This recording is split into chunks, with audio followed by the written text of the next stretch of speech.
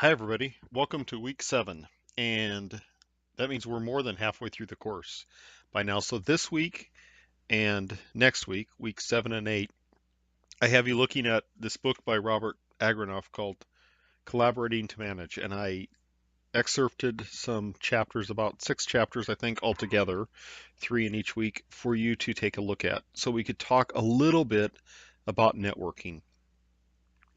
And so let me get into why I decided to do that and talk about some of the highlights that I want you to think about as you're going through the reading. And again, my lectures don't substitute for the reading, they just highlight some things. Okay, so first I want to talk about why I took this little diversion and how this connects to federalism, which we've been talking about, and then talk a little bit about what Agranoff calls the conductive organization, and then just touch on a little bit on a discussion of management skills in the public and nonprofit sectors, or any other sector for that matter. Okay, so here's why I took this diversion into this book. I consider this book a bridge between our more theoretical discussions of federalism in the first part of the course, and then the last part of the course where I ask you to pick a specialty, emergency management, healthcare, etc. Um, I consider this book by Agranoff to be this bridge that talks about some practical considerations um, that bridge the theoretical discussion of federalism with practical management of programs. So I know our discussion of federalism was really kind of theoretical. We talked about the Federalist Papers, and we talked about dual federalism and cooperative federalism and coercive federalism. And the question is whether federalism, if you see it as walls between levels of government, uh, which could be perceived to be the first view of federalism, but if you see it as walls between levels of government, if that's realistic anymore or even desirable. Many people talk as if it's desirable, but they do have some dependence on government programs that are exercised through all levels of government. Um, in several policy areas now, notably healthcare, emergency management, housing, welfare, networked relationships are common and probably necessary. And a question I have, and the reason I touch on this and I include this reading from Agranoff is I'm asking, do MPA graduates have the skills they need to manage in a collaboration environment? I mean, would you feel comfortable moving between sectors if that's even desirable? Would you feel comfortable moving between the government sector and the nonprofit sector and the for-profit sector? And really, even if you don't want to work in another sector, the question is, do you feel comfortable networking with managers, other managers from those other sectors? Do you feel that you could uh, organize that kind of networking environment or participate in that kind of networking environment? And so the real kind of overarching question is, are we giving you the skills to begin to do that? So here's this connection to federalism and Agranoff's book. And some of these quotes come directly from Agranoff. He says the dual federalism doctrine held that national government and the states were sovereign in certain spheres, and that each and that between them, I stumbled over that, and that between them exists areas of activity that neither can enter. So, dual federalism, as originally envisioned and laid out, held that, for example, the national government controlled currency, for example. The national government had the policy prerogative to print money. Before that, states did print banknotes that they used as currency. But it was, according to the Constitution, it became the responsibility of the national government to print currency. So states didn't have their own currency, for example. That's simple enough, and that's still the case. However, the second epoch, according to Agranoff, of federalism proved to be a period of growing interdependency that linked state and local to federal governments. So, really, across the Western world anyway, all of this started occurring in the early 1900s, with the innovation of the welfare state. The United States lagged behind the European countries in the innovation of a welfare state. However, that said, before Social Security, the Social Security program was passed and implemented with the Social Security Act of 1935, several states had their own old age pension program, which eventually went by the wayside with the passage of Social Security. Several states had forms of welfare, some of which were subsumed by Social Security, some of which weren't. And so, therefore, there became this connection with the national government. So, unemployment, a title of the Social Security Act, is executed through states, but it is a federal program, part of the Social Security Act. And so in the 1930s, at least in the United States and earlier in some European countries, the central government became more involved in the welfare to individuals. Then later, after 1930 and into 1960 in the United States, the 1960s, I should say, the evolution of social programs led to the realization that the central government organization could not effectively administer programs, and that success meant reliance on state and local governments and their partners in nonprofit and for-profit areas. What that means is that you could theoretically administer all of these national level programs through central bureaucracies at the national government level. But simply put, it was found that many of them really don't operate effectively that way. And partnerships between levels of government became desirable, really. And now program implementation depends on a variety of tools of government. And there's a book published by Lester Salomon in 2002 called The Tools of Government. And for one reason or another, and some of the reason is actually distributing portions of responsibility to the private sector, the federal government began to rely less on direct government and more on tools of government. But dual federalism is not dead, right? So there are some typical examples of very large federal government bureaucracies that are still very much alive. The Department of Defense is the biggest, really, as a large kind of vertically integrated bureaucracy at the federal level that really doesn't depend on the states to implement its programs. The connection with the states, though, is the National Guard program, for example, and the fact that basing is in several states.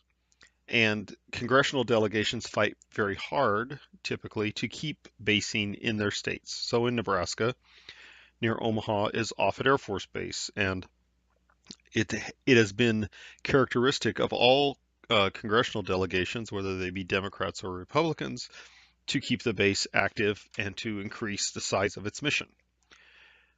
Even though the Department of Defense is really a federal bureaucracy that wouldn't necessarily need the states to implement any of its programs. The Veterans Administration has stood as something of a very large federal bureaucracy, and lately, over the past several years, going back maybe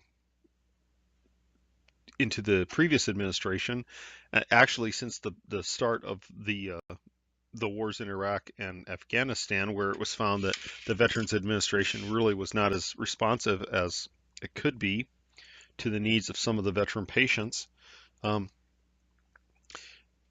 there wasn't much change until that time, and Congress has tried to reform some parts of the Veterans Healthcare Administration anyway, through things like the Veterans Choice Act, whereby veterans could get health care from civilian providers in certain cases.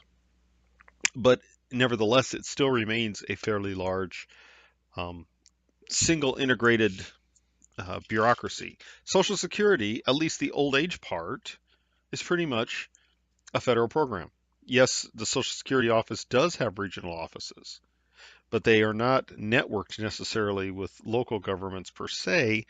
Um, Basically, if you are due old age pension at 62 or 67 or 70 years old, you go to the local regional Social Security office, you fill out the right paperwork, and like magic, you start getting your checks.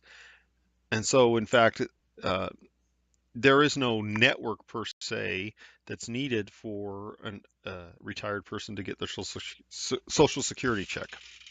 Intelligence agencies like the FBI and the CIA, that is internal and external, even though they cooperate with local officials, the FBI cooperates extensively with local law enforcement. That's not necessarily networking. Um, those are very much federal agencies. And then typical examples of state dominance are still alive. Um, Fish and wildlife and game departments at state level pretty much operate as they operate with state guidance. State park systems, state level law enforcement like state troopers, they operate pretty much independently within the state. Um, I was going to put K-12 education. K-12 education has a lot of federal involvement, although, as I've made the point before, the very large bulk of funding for K-12 education is still at the state level. Typical examples of local dominance are still alive. So local law enforcement, local zoning and growth regulation, local parks and roads. So federalism, this idea of dual federalism, it certainly hasn't gone away, and it's not going to go away. It's just that for a lot of programs where a lot of money is spent, it is necessary to cooperate between levels of government. And so connected to the idea of dual federalism really is what I call the organizational legacy of public administration. And the organizational legacy of public administration is both positive and negative.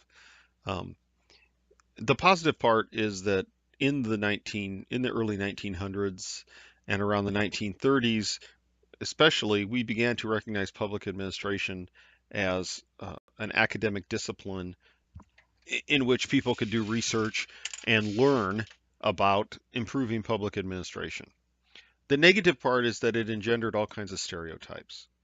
So dual federalism translated really to from the organizational standpoint, to single organizations able to manage specific programs. So I pointed to the Department of Defense. So, before there was a Department of Defense, there was a Department of the Army and a Department of the Navy, and they were both, the Army did ground stuff, the Navy did sea stuff. They had missions and programs. Um, but the caricature, and really is a caricature, it's almost cartoonish, of government organizations is this vertically integrated bureaucracy. And so there's movies about bureaucracy, um, there's all kinds of books about bureaucracy, and it is something of a caricature, right? Because it's rule bound. No one can deviate from the rules. No one is willing to take risks. Managers are only competent at very limited tasks. And so POSDCORB, this acronym that you've probably heard before, that came from Luther Gulick in the 1930s, around 1937, is something of an organizational relic of what managers in government in bureaucracies do. POSDCORB standing for planning, organizing, staffing, directing, coordinating, reporting, and budgeting. These tasks that the top level of the organization that manager did. And so if you took all these vertically integrated bureaucracies, each top level manager did POSDCORB. And so top down management is the stereotype really of bureaucracy, and it is the stereotype of how current programs are implemented. And we still hear this all the time in our public discourse, right? I don't want bureaucrats in Washington telling me how to irrigate my farm. So, that's the stereotype. There are bureaucrats in Washington, very skilled at POSDCORB, but completely disconnected from the real world, telling you how to do what it is you do. And so the other stereotype was that bureaucrats uh, had a very vital skill, and that was protecting the boundaries of the bureaucracy. And so if you were that POSDCORB manager, your other skill, not in POSDCORB, was that you would protect the boundaries of your bureaucracy. That is, you would stay in your lane and you would do your job. And so from this we get the stereotype of silos, of government silos, interested in a very narrow kind of mission set, but completely oblivious to the thousands of mission sets in the other silos all around the landscape. Okay, so what changed? Well, first of all, resources, or really lack thereof, um, which forced governments to look to alternatives to direct government provision. That's one thing that's changed. Another thing that's changed is the regulatory environment. We simply do, it is true that we have more laws and more regulations per policy area now than we have had in the past. The current administration came into office saying it was going to eliminate regulations. That's been done a lot of different times. Presidents have said that, governors say it, that we're going to eliminate regulations. And I'm not actually criticizing that. That may be quite admirable. In fact, regulations can become stale and they should be reviewed. And we haven't necessarily done a very effective job of keeping regulations current. One of the reasons for that, though, is not that they're written in secret. One of the reasons for that is that regulations and the writing of regulations is actually a very public process, and it does include the input of a lot of stakeholders. And so it is a very cumbersome process to get regulations passed in the first place. And then there's the implementation environment. And by that I mean that there is a resistance to central government, and that's sort of an American heritage, right? This resistance to the central government, and that traces all the way back to the arguments between the Federalists and the Anti-Federalists as we were trying to ratify the Constitution. So there is a resistance to the central government. Um, you know, the slave owning states used the excuse of states' rights to secede from the Union, and later that states' rights mantra kind of became the the sort of revisionist history cause of the Civil War. Well, the Civil War started because of slavery. There's really not much question about that among historians. But the resistance to the central government telling states what to do was part of that. And then we have a philosophy of government environment. That's what I'm calling that. That is, there's a desire on the part of governments and at the national level and at the state level, really, to use distributive measures to implement government programs. What kind of government programs am I talking about? So about 21% of all the U.S. population participates in means-tested government assistance right now, such as Medicaid and the Supplemental Nutrition Assistance Program, or SNAP. Well, those are federal programs, but Medicaid actually is executed through the states because the thought was that the states had a better handle on the health needs within their states. SNAP, or what used to be called food stamps, is actually implemented through the U.S. Department of Agriculture, but in fact, it actually supports. It was originally meant to support farm products. That was one of the reasons SNAP was actually innovated.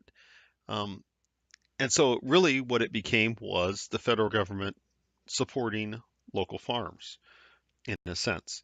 Around 20% of the population receives some kind of Social Security benefit, that is, old age, disability, or survivor. And so um, that's one, as I noted, that really hasn't changed much um, from the idea that that recipient is getting the check, the beneficiary is getting the check from the federal government without much state involvement. Although, again, the unemployment insurance part of the original Social Security Act is a state executed program. Um, the majority of mortgages in the United States, believe it or not, are actually backed by the federal government. That's either Fannie Mae programs, or FHA programs, old FHA programs, or VA programs. Um, and how are they backed? All those people who got mortgages didn't get them from the federal government, even though those mortgages are backed by the federal government. And about 35% of student loans are backed by the federal government. So let me get to that real quick in a couple slides. Um, so there's programs that do require a network. Not all connections are networks, so I'd urge you to look at page 38 and 39 or so in the book for a typology of how governments talk to governments. It's not always in a formal network. There's about 28 different ways that are in that typology there. Medicaid is a program, as I discussed, that requires a network to work, specifically between states and the national government, and also between providers who accept Medicaid, and that's a very important provision. So, for example, currently one of the issues that we have going on is long-term care, and I think most of you know this, that often what happens to elderly people who need long-term health care is that Medicare doesn't pay for that beyond, I think it's 120 days. It might be 90 days. But anyway, when a person needs long-term care, they will typically go into a skilled nursing home or perhaps assisted living. And their insurance might pay for it if they have long-term health insurance. Typically, they wouldn't. And so they're paying for it from their own assets. And often what happens uh, is that a person's assets are completely depleted, at which point they become poor enough to go on Medicaid, and then Medicaid pays for their long-term care. Um, so that is a network, in a sense, between state, federal, and private providers. The Affordable Care Act, actually, as originally written, required a pretty rigorous network to operate. Um, the Affordable Care Act, I would assert, never really operated as originally written because an early court case throughout the individual or throughout the Medicaid expansion while the individual mandate stayed, and it threw out the employer mandate. So what the Affordable Care Act actually required, as written, was a series of healthcare exchanges where people could buy insurance on these virtual exchanges in each state, in the state in which they lived. The exchange would be run by the state or by the federal government. It was up to the state. Um, the exchanges had to offer various levels of insurance to people. Remember, it had the bronze, silver, and gold level plans. Individuals who didn't have insurance through their employer, and employers under the employer mandate, employers of about 50 employees were required to provide insurance. And individuals that didn't have employer insurance could go on the exchange and buy insurance at the level they desired. And insurance companies participated. To participate in the exchange, they had to offer plans of the various levels. And if the individual who was seeking insurance, if their income was up to 133% of the federal poverty level for the number of dependents in that family, they could get a subsidy from Medicaid. That was Medicaid expansion. And so what we had was a network really of the federal government, state governments, insurance companies, which are private companies, for-profit companies, um, individuals, and employers. And so for the ACA to actually work as intended, that network actually had to be in place and working right. So I guess I'd assert at this point, I'm not sure what the future of the Affordable Care Act is. I think that'd be an interesting paper for some of you in the healthcare track to think about.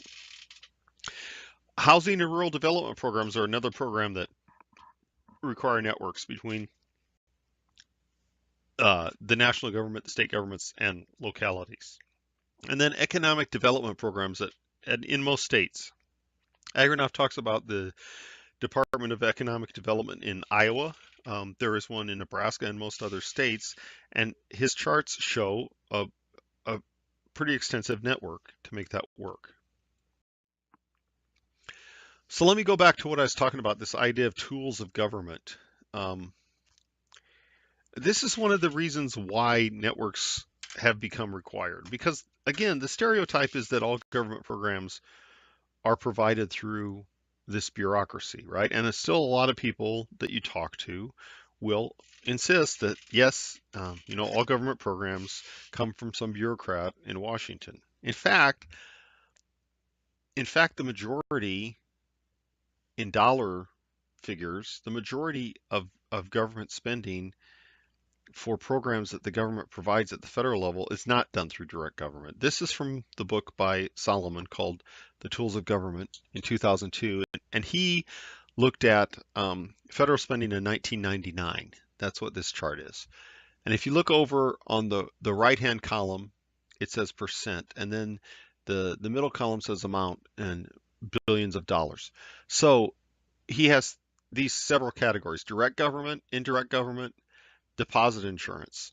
And so under direct government are goods and services, income support, interest, direct loans. And that for 1999 was about $1 trillion. But that was only 28% of the outlay of the federal government, direct government. Indirect government, which is a lot of other things like contracting, grants, vouchers, tax expenditures, loan guarantees, government sponsored enterprises, and then deposit insurance and regulation accounted for about 71 or 72% of all the dollars spent by the federal government. So look at loan guarantees. That's a really big area. Loan guarantees do include things like mortgages backed by the federal government, for example, by the VA. That includes things like student loans that happen to be backed by the federal government. Not all are backed by the federal government, but there are about 35% of them. So, in fact, much of what the federal government does is really it distributes the administration of programs, if you will, into both the nonprofit and the for-profit sectors. All those student loans and all those mortgages are really made by commercial banks. Those banks are making money off those loans. It just so happens that they happen to be backed by the government. And so in Agronoff's book, he actually took what Solomon was talking about in those collaborative tool areas, and he said, here's some examples of collaborative tools, and he expanded what Solomon was talking about into major partners. So, for example, if we look at loan guarantees, a loan guarantee, an interest buy down and backup of a private loan. So here's a hypothetical example. This town, Oskaloosa, Iowa, builds a new community center. The sponsoring jurisdiction is the state government and a private lending institution.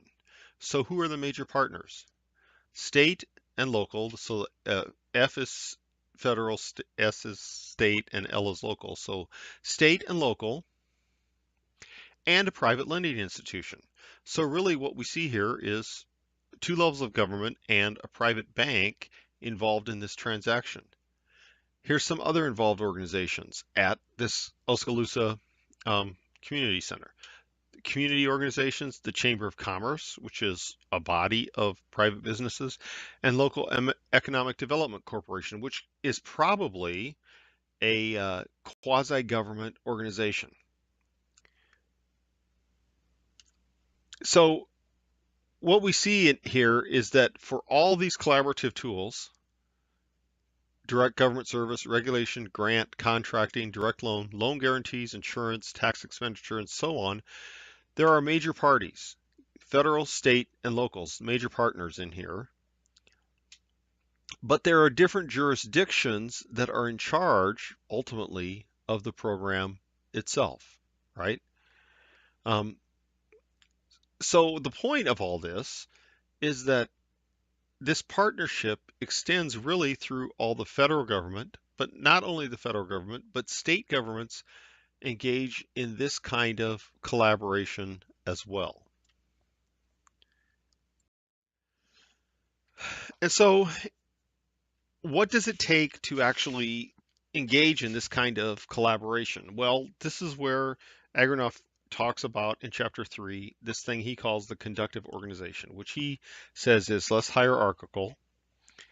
It has less rigid rules of communication, both internally and externally. There is less protection of organizational boundaries and more use of boundary spanning approaches like grants, contracts, cooperative agreements, regulatory interaction, joint ventures and networks. In short, some of those tools that I was talking about in the previous slide. And a need really to update our management, a need to update POSDCORB. So on page 67, this is what Agranoff says happens to POSDCORB in the conductive public organization. Instead of the top manager in a vertically integrated bureaucracy worrying about planning, organizing, staffing, directing, collaborating, reporting, and budgeting within that organization only, this manager is worried about those things in two senses, really, both internally and externally. And so note the words that Agranoff uses to how he modifies POSDCORB. He says planning is vision-based and adaptable. He says organizing is very late in the game, and that in fact is very much in contrast to what Luther Gulick and his cohorts had in mind in the 1930s. They said it was very important to correctly organize the public organization to do the mission. What Agranoff is saying for a collaborative organization is that organizing is really something that grows as we discover what the network looks like. Staffing, and he makes a strong point on this. He says staffing is based on knowledge. Staffing isn't based on rank. Staffing is based on the knowledge of the person being able to mobilize resources. In a sense, this happens a lot in universities where many professors are hired for their ability to get grants and that kind of knowledge. Directing is based more on self-direction and facilitating knowledge and resources in order to help people collaborate. Coordinating is a simultaneous process, and I think what he's really saying by this is that coordinating is always going on in an ideal network. That is really what they do, and it's less formal, but you're very aware of it. Reporting is based on parties mutually exchanging problems, progress, and results. This is a break from the stereotypical bureaucracy, because the stereotypical bureaucracy, you report what's going on in your part of the organization. Sometimes you kind of hope nobody else finds out what's going on in your part of the organization. In the ideal network, reporting is really a mutual exchange of problems and results, right? And that requires a lot of vulnerability. And then he says budgeting is ad hoc. In a collaborative enterprise, there is rarely one budget, but a collection of adapted and adjusted resources. And so that could cause problems, and we'll talk about that in a little bit here. So here's some of the issues, and I'm going to show you 3 of the charts after this slide. that Agronoff has in the book, and just to highlight a couple things. But here's some concerns as you read these 3 chapters I assigned that you could think about. The first is, do we possess the skills? So managers really now require both internal and external skills. Managers require knowledge of other sectors. Uh, this is because these programs are actually implemented through several sectors, including the for-profit sector. Managers require knowledge of agreements and boundary spanning devices that hold a network together. Managers must be willing to share knowledge and open up their turf, right? Which means that's a skill that not all managers in government have had. They're not willing to open up their turf. They're more interested in protecting their boundaries, stereotypically. And then finally, managers require these network skills that Agronoff goes into, and there's more work by Agronoff and McGuire that you can look up, and he references, but he talks about these 4 skills that managers need to have in order to form effective networks: activation, framing, mobilizing, and synthesizing. So activation is the ability to identify and incorporate the right people and resources in a network. Framing is that ability to arrange and actually develop the structure that facilitates the network. Mobilizing is the ability to develop support or find resources to support the network processes. And synthesizing is really creating an environment that enhances conditions for favorable and productive interactions. Does that always happen? Probably not. And so here's a few of the charts that Agronoff gave. I think I'm going to show you 3 of these real quick, just to talk about some of these aspects of networking that are important and you can think about as you're reading. So this one here is figure 3.1. This is not any particular organization. It's just a hypothetical conductive public agency. So here's what's important here. This oval here is the bureaucracy itself. It's not shaped like a triangle anymore, right? Our stereotypical shape of a bureaucracy. But here's this public agency, and inside that agency there is still a hierarchy. There are still standard operations, and they may be POSDCORB based. There is still a mission and legal requirements, mandates of the things that organization has to do. It has operations, financing, and outputs. So in every sense, this looks like the stereotypical vertically integrated bureaucracy. However, in the network, it connects to other organizations. And so it has focal agencies, which are by law probably associated with it, and then interactive or transactional relationship agencies. And so if we start here, we see that this agency might be connected to non-government organizations or nonprofits or for-profits. What's the vehicle that it's connected to those agencies by? That would be government contracts. And so this is the legal bridging relationship with NGOs. And then it has lateral relations with other agencies within the same government. So if it's at the state level or the federal level, it has relationships with other agencies at that level. And so the legal agreement there is formal interagency agreements. It may have informal transaction or coordination with other governments or NGOs. And these might just be transaction by transaction, right? It has grants, regulatory procurement, loans with other governments. It may be connected to a research university. The University of Nebraska at Omaha actually has several relationships like this. One of the high grant ones that is the National Strategic Research Institute that UNO gets quite a bit of money from the DoD for. There's involvement in more pattern networks with legally chartered networks, and then contractual partnerships, often advisory committees with no real legal authority, but advisory authority. So here, our typical hierarchy has all these network relationships that it has to facilitate all the time. Here's an example in the Agronoff book of a particular program. This is the U.S. Department of Agriculture Rural Development. So rural development, a lot of people don't realize this, um, does a lot of the same kinds of things that HUD does in cities, in smaller cities, in rural areas.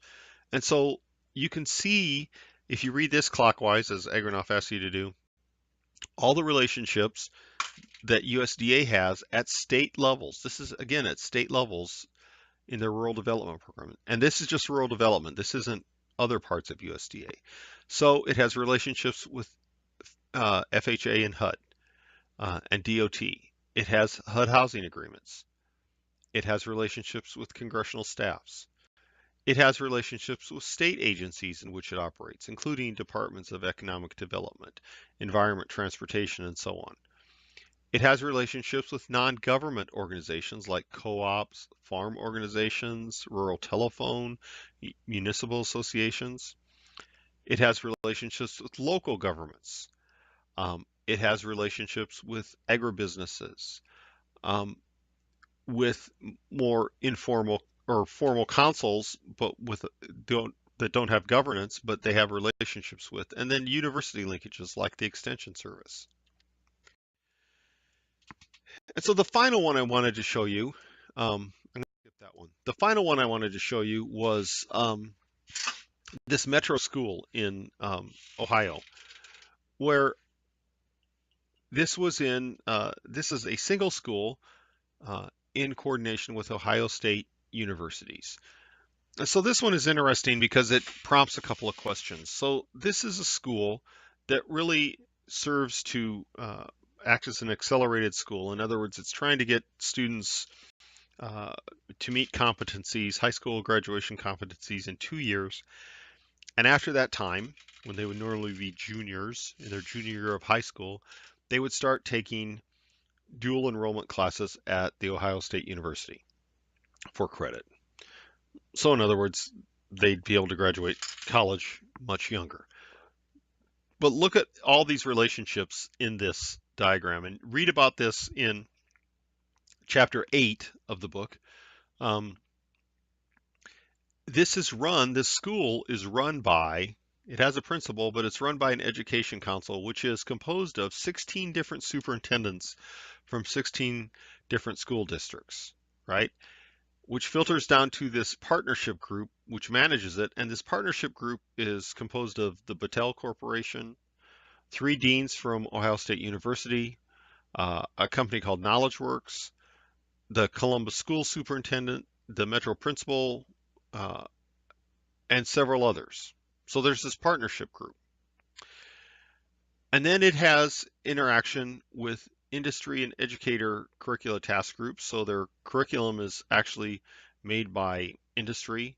Battelle Corporation is a major partner in developing curriculum. And in fact, if you read chapter 8, it talks about Battelle providing resources in the form of personnel as teachers. It has learning centers at Battelle and at Ohio State universities. The students have access to OSU libraries and OSU counselors. There are high school counselors. There's this whole very big network with direct relationships and indirect relationships, and it's very impressive, right? But I do have some questions on it. And let me get to this one right here. Are some networking trials such as Metro School feasible across the sector? Well, so this is one school, and it's a great example of public, private, nonprofit, government networking, right? But that's one school in Columbus, Ohio. And so the question is whether that's feasible across the education sector. Other questions I have: how do managers become knowledge managers? Are we training managers to become knowledge managers? Or is it just something that really you pick up from experience as you grow in your career? And how do we manage accountability of taxpayer-funded programs if, in fact, budgeting, as Agronoff says, is really a combination of several budgets? How do we manage accountability of taxpayer-funded programs? And then how do we find ways to bring in members of the public into this mix? And so really, those are the things I want to highlight, but this leads me to the discussion question. And what I'd like you to do this week is I'd like you to spend some time and think of a collaborative effort that you might have been involved in that involves some combination of government, nonprofit, or for-profit. It doesn't have to be all three of them collaborating. It could be government to government, nonprofit to nonprofit. Um, it could be government to nonprofit, but some collaboration that you've been involved in. And it could be in any sector like healthcare or emergency management or education or economic development or some other. And then I'd like you to describe um, who you perceived the major players in this network were. So if it were, if it was a healthcare network, who were the major players, not by name, but by the organization they represented? Um, and discuss whether the network achieved success by some measure of success. And this is reading the Agronoff text. As you saw, measuring success is actually a very critical issue. But by some measure of success, did the network you were involved in achieve success? And what went wrong and what went right with that? So take some time with that, and I'm looking forward to what you have to say. Thank you.